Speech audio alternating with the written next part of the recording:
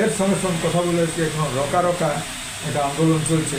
26,000 আজকে শিক্ষকরা মানে চাকরি হারাচ্ছে।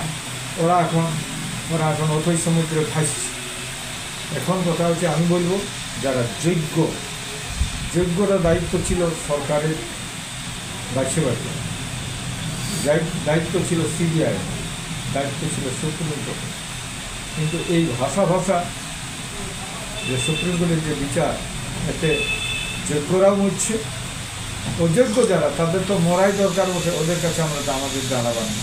কিন্তু যোগ্য প্রার্থী যারা নতুন ছাড়া ফার্স্ট ক্লাস ফার্স্ট হয়েছে, যারা প্রাইজ পুরস্কার পেয়েছে, এরকম ছিল গাদা আছে, যাদের মধ্যে ফার্স্ট ক্লাসের রেজাল্ট আছে, তারা নিজেরা কষ্ট করে ওরা পড়াশোনা করে চাকরি পাইছিল।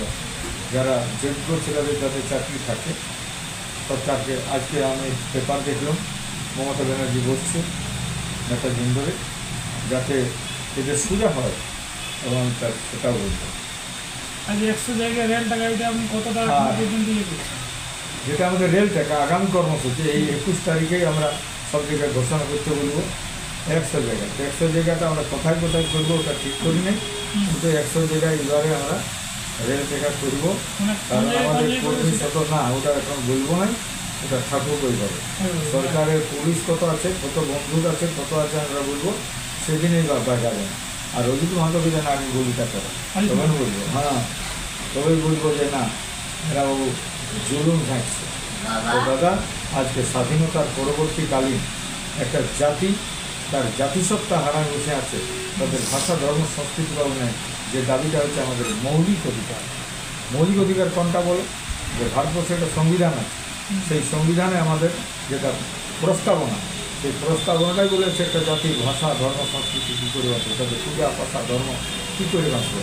আমাদের আর্টিকেল 29 তাতে পরিষ্কার লেখা আছে, any section for citizens residing in the territory of India or any part of their. সেখানে বলেছে যে how to conserve the language and culture. তা আমরা এটা চাইছি, এবং সাথে সাথে আমাদের